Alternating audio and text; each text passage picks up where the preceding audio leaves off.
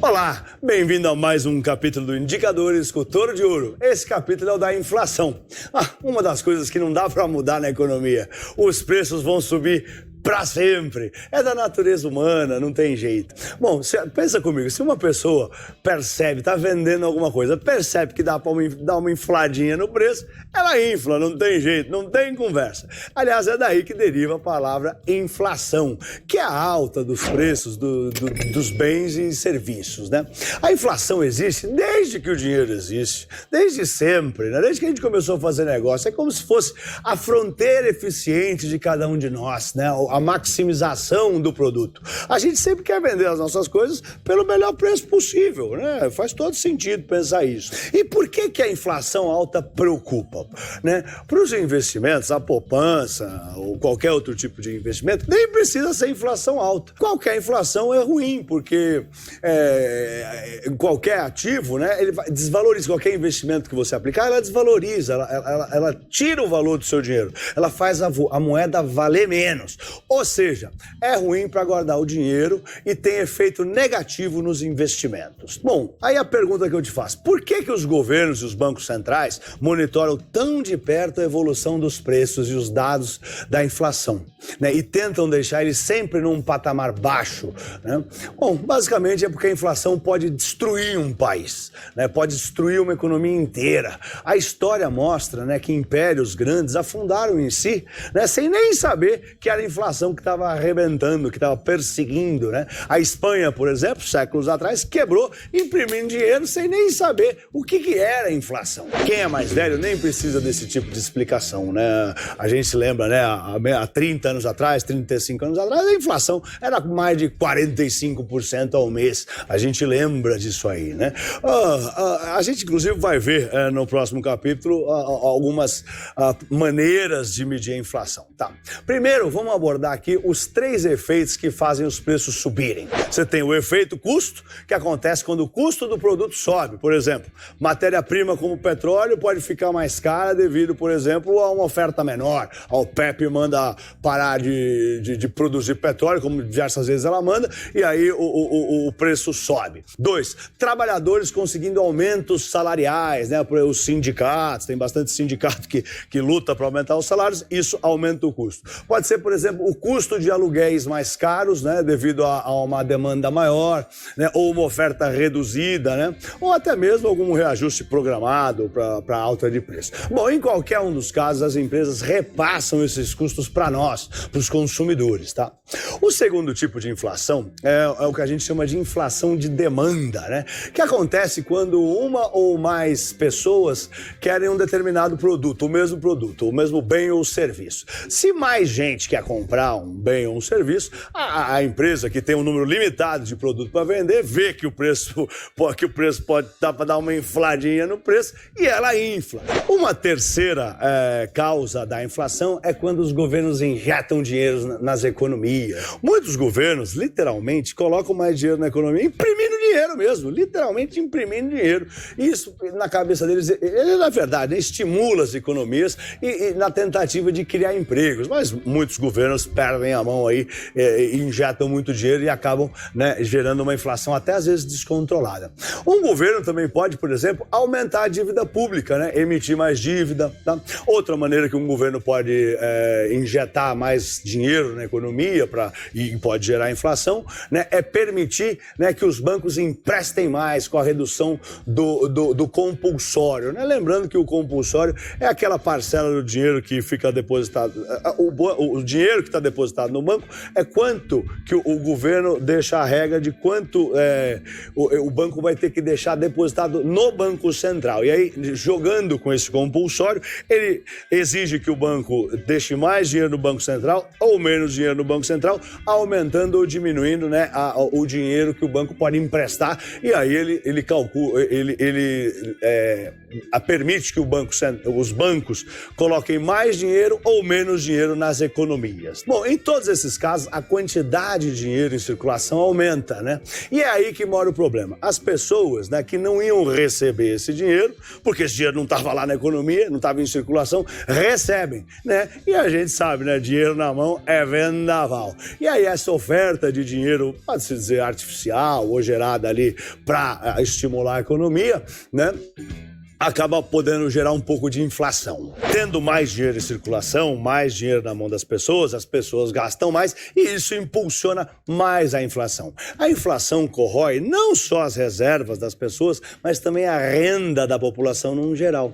Então, o controle da inflação, isso é uma coisa muito importante que eu queria dizer para vocês. O controle da inflação no Brasil, por exemplo, veio atrelado a muitos sacrifícios. Primeiro, vamos lembrar, né, que a inflação começou a ser domada só lá em 1994, com a criação do Plano Real, que veio da URV, né, Unidade Real de Valor. Se você for mais velho, você vai lembrar. Como a gente comentou, naquele tempo lá, a inflação era de 45% ao mês. Era uma loucura, né?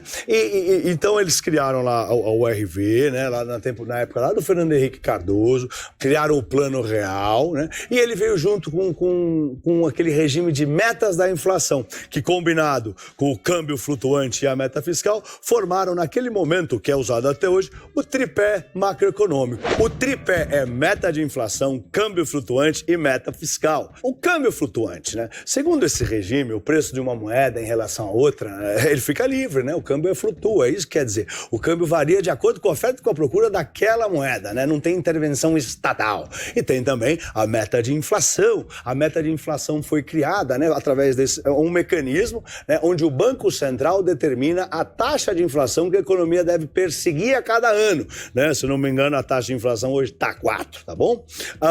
E com essa informação, as autoridades do Banco Central, né, determinam a política monetária, se reúnem periodicamente, estabelecem qual deve ser a taxa básica de juros para alcançar essa meta de inflação desejada. A meta fiscal, muitas vezes, né, ela é chamada de a meta de superávit. A meta fiscal é definida todo ano pelo Congresso Nacional, por meio do orçamento. Tá?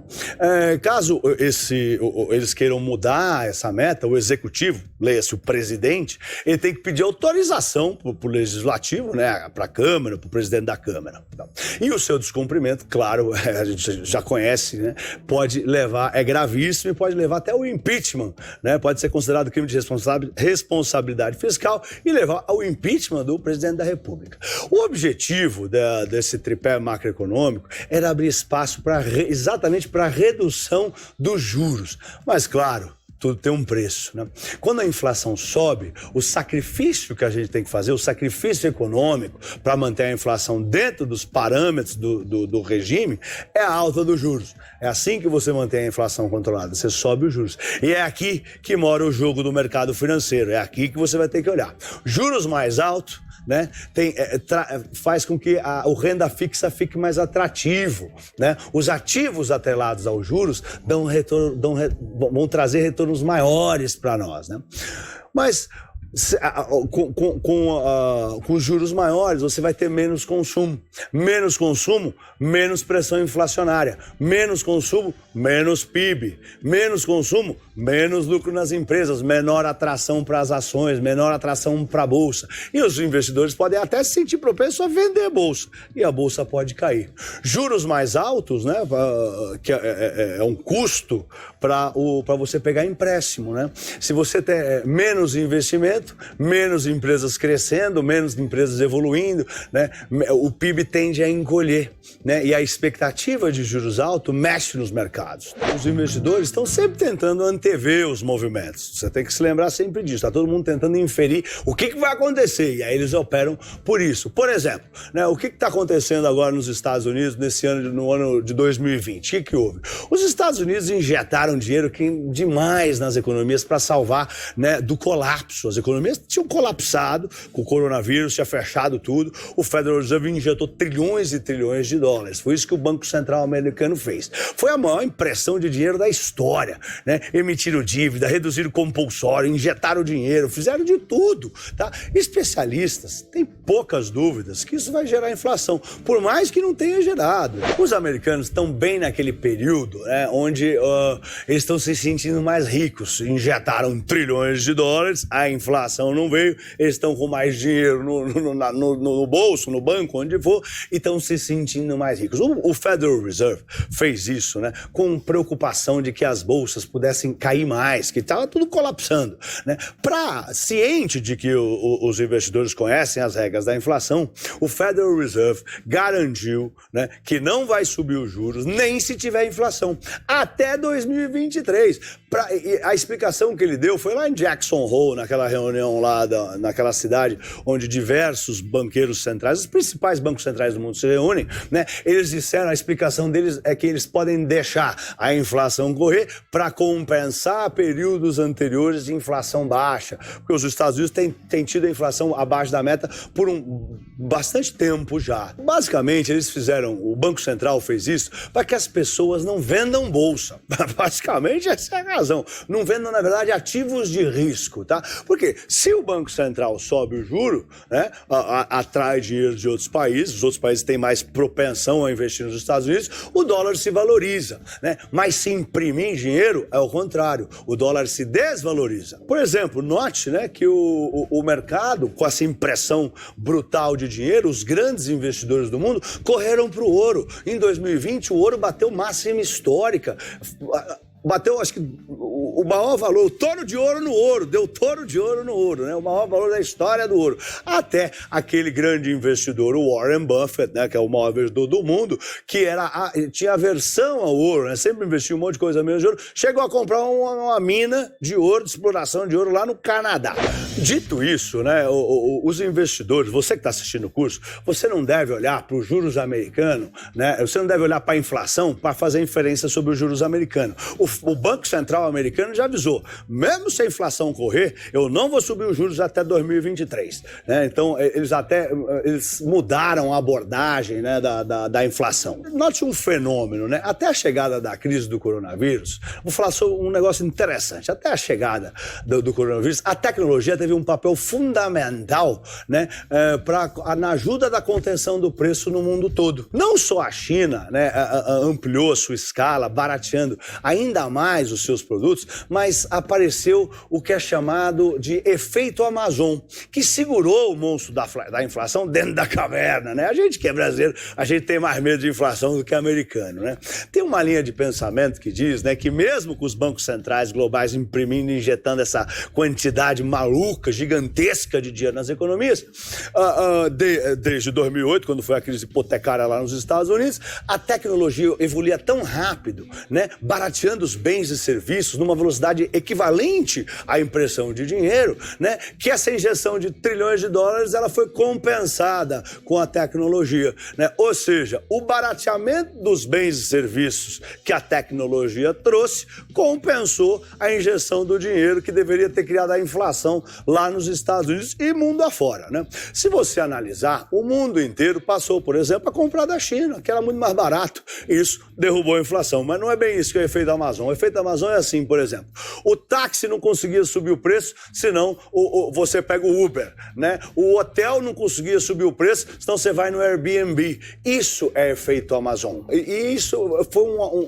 algo sem precedentes, né? Não só a injeção de dinheiro nas economias em 2020 foi uma coisa brutal, muito forte, né? Com a crise do coronavírus, e eu acho que a gente vai saber aí com o passar do tempo se esse efeito Amazon aí no médio, não sei se no longo prazo, né, vai acompanhar e compensar a injeção do dinheiro que está todo mundo dizendo já hoje em dia que vai gerar inflação no médio prazo, tá?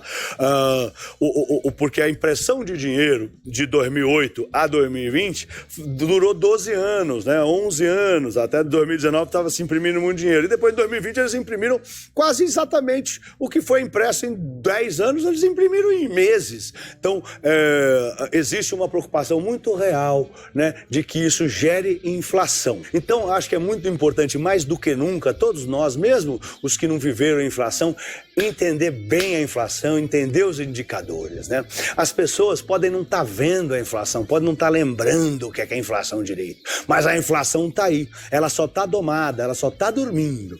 Todo mundo precisa se lembrar dos efeitos terríveis, corrosivos, que estão camuflados na inflação, que estão escondidos, são silenciosos. A inflação, hoje em dia, assim, que não tem inflação forte, ela é como se fosse um ratinho, ela vai lá, come um pouquinho do seu queijo, come um pouquinho do seu patrimônio, você nem percebe. Mas se ela acelerar, a gente tem que lembrar, ainda mais a gente que é brasileiro, a inflação é nossa inimiga número 1, tá? Se você vacilar, ela vai te pegar, né? E para acompanhar a trajetória dos preços, os investidores, os economistas, os gestores seguem vários indicadores, tá? No capítulo que vem eu vou apresentar os principais. A gente vai falar, o capítulo que vem é sobre inflação também, que eu vou mostrar aí aqueles que os principais que você deve seguir, que você tem que estar bem, entender bem, né? E se aprofundar, né? Para decidir sobre os seus investimentos, né? E para entender também quais são os rumos da política monetária, a trajetória dos juros, né? Aqui no Brasil, nos Estados Unidos, a gente sabe que até 2023 os Estados Unidos falou que não vai mexer nos juros. Aqui no Brasil também o Banco Central Brasileiro disse que não pretende mexer nos juros até 2021. Claro que se a situação mudar radicalmente e as coisas mudam, né, ele pode voltar atrás, não voltar atrás, mas assim, dada essa mudança nesse cenário, talvez eu tenha que subir juros. Por exemplo, se a inflação cavalgar. Se a inflação cavalgar, todo mundo, tanto, não só o Brasil, quem sabe até os Estados Unidos. É isso aí, chegamos ao fim desse capítulo. Aqui foi mais uma introdução do que é a inflação. No capítulo que vem nós vamos ver quais são os índices de inflação que você tem que seguir para operar no mercado, para operar a bolsa. Bom, gente, é isso aí, nos vemos no capítulo que vem. Vai, Tourinho!